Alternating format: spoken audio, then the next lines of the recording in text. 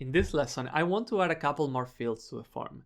I want to add a field to select a color from a list. So I want to have different colors and I want to be able to pick one. I also want to have a list where I can pick on multiple elements from that list at the same time. So I can pick multiple locations. For both cases, we'll be using the select tag. So let's get started. For colors, I'm going to type in color and then press enter just to keep it separate in a different line, because as you already know, that doesn't matter. That's not going to influence how this is displayed. And if I want to initiate one of these lists, if I want to start one of these lists, I have to open up a select tag.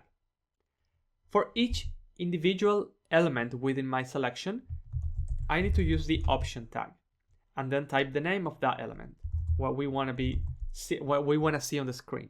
In this case, red, and then I close my option. Let's add some more options. Let's also have blue and green. When we are done with our options, we always need to close our select.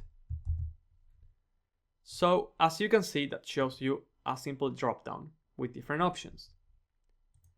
What if I want to have an option selected by default? If I want to start with the green one and not the red one, I can add an attribute called selected, and that will make it the default option. Now, what if I want to be able to select multiple items from a list?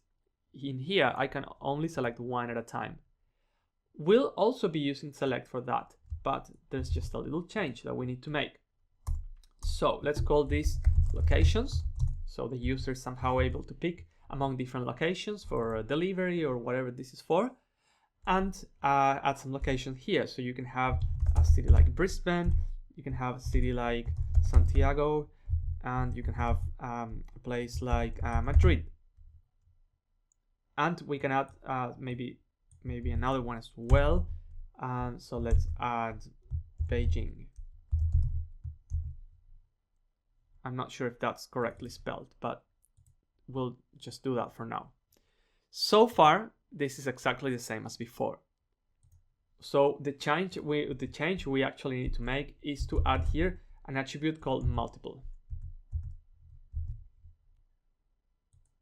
And as you can see now, we have a different type of list where if we press the control key, we are able to pick more than one option.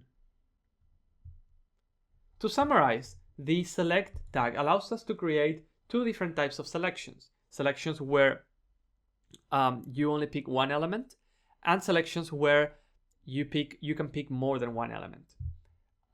Inside of select, we use option to specify individual elements, and we can use the selected key to specify which one is selected by default. In the first example, it can only be one. In the second example, you could actually have more than one, as you can see below.